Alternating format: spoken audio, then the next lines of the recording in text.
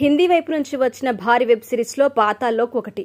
జైదీప్ అహ్లావత్ ప్రధాన పాత్రను పోషించిన ఈ సిరీస్ ఫస్ట్ సీజన్ మే 15న రిలీజ్ అయి 2020లో స్ట్రీమింగ్ లోకి వచ్చింది. 9 ఎపిసోడ్స్ అందుబాటులోకి వచ్చిన ఈ క్రైమ్ థ్రిల్లర్ కి మంచి ఆదరణ లభించింది. ఈ నేపథ్యంలో ఈ నెల 17వ తేదీ నుంచి సీజన్ 2 స్ట్రీమింగ్ అవుతుంది. 8 ఎపిసోడ్స్ గా అందుబాటులోకి వచ్చిన సీజన్ 2 ఎలా ఉంది అనేది ఇప్పుడు చూద్దాం. కథ విషయానికి వస్తే ఢిల్లీలోని జమునాపార్ పోలీస్ స్టేషన్ లో హదీరామ్ చౌదరి అంటే జైదీప్ అహ్లావత్ పోలీస్ ఆఫీసర్ గా పనిచేస్తారు.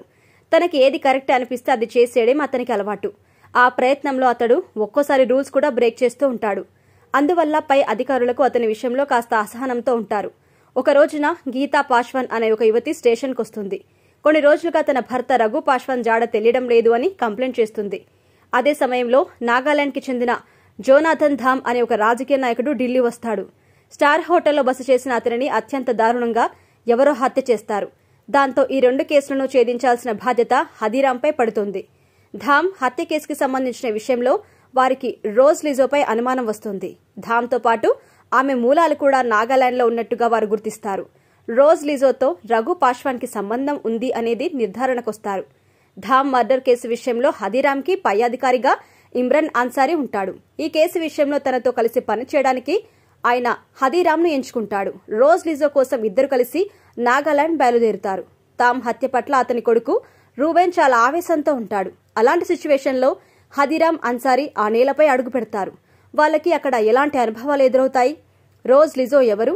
తామ్ని హత్య చేయడానికి కారణమేంటి?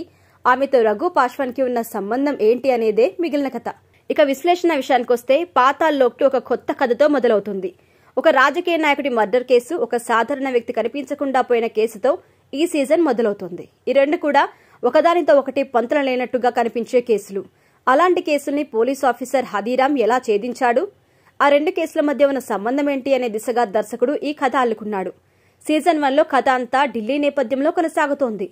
సీజన్ 2కి వచ్చేసరికి కథ ఎక్కువగా నాగాలాండ్లో జరుగుతోంది. నిజానికి దర్శకుడు ఎంచుకున్న ఈ ట్రాక్ చాలా కష్టమైందనే చెప్పాలి. ఇన్వెస్టిగేషన్ నేపథ్యంలో అనేక పాత్రలు తెరపైకొచ్చి వెళ్తూ ఉంటాయి. అయినా ఆ పాత్రల్ని రిజిస్టర్ చేస్తూ ముందుకెళ్లారు. ఒకవైపున హత్యకి గురైన వారి కుటుంబ సభ్యులు, మరోవైపున అక్కడి పోలీస్ ఆఫీసర్స్ ఈగోను ఫేస్ చేస్తూ వెళ్లే సన్నివేశాలు చాలా బాగుంటాయి. కథ పరంగా చూసుకున్నా, బడ్జెట్ పరంగా చూసుకున్నా ఇది భారీ వెబ్ సిరీస్ అనే చెప్పాలి. కథలో యాక్షన్ ఉంది, ఎమోషన్స్ చాలా ఉన్నాయి. ఈ రెండింటి మధ్య సాగే ఇంట్రెస్టింగ్ ఇన్వెస్టిగేషన్ ఉంది. రోజ్ లిజోపై కోపంతో ఆమె ఉన్న హాస్పిటల్పై స్థానికులు దాడి చేస్తారు. పోలీసులు ఆమెను అక్కడి నుంచి తప్పించే సీన్ ఈ సిరీస్ మొత్తానికి హైలైట్ అనే చెప్పాలి. కొన్ని సన్నివేశాలు ఆసక్తికరంగా అనిపిస్తే మరికొన్ని సీన్స్ సాగతీతగా అనిపిస్తాయి. అలా అని ఫార్వర్డ్ చేసి చూస్తే ఇన్వెస్టిగేషన్ మిస్ అవుతాం. ఇక పనితీరు విషయానికొస్తే దర్శకుడు తాను చెప్పదలుచుకున్న కథని చాలా వివరంగా చెప్పడానికి ప్రయత్నించాడు. అదే విషయాన్ని కాస్త తక్కువ నిడివిలోనూ చూపించవచ్చు. ఒక్కో ఎపిసోడ్ నిడివి ఎక్కువగా ఉండడం వల్ల కథలోని పట్టు సడలిపోయి పలచబడ్డట్టుగా అనిపిస్తుంది.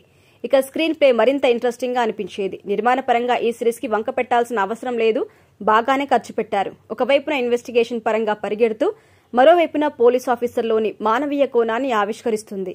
ఇక ఈ సిరీస్ కి ఆర్టిస్టులు పోషించిన పాత్ర చాలా సహజత్వంగా అనిపిస్తుంది. అవినాష్ అరుణ్ ఫోటోగ్రఫీ చాలా బాగుంది. యాక్షన్ దృశ్యాలు, చేసింగ్ దృశ్యంతో పాటు నాగాలాండ్ లొకేషన్స్ చాలా బాగా చూపించారు. ఎడిటింగ్ పరంగా చూసుకుంటే కొన్ని సీన్స్ స్ట్రిమ్ చేస్తే బాగుండు అనిపిస్తుంది. ఎక్కడ అసభ్యకరమైన దృశ్యాలు కానీ, డైలాగ్స్ కానీ ఉండవు. యాక్షన్ థ్రిల్లర్ కథలు ఇష్టపడే వారికి ఈ సిరీస్ బాగా నచ్చుతుంది.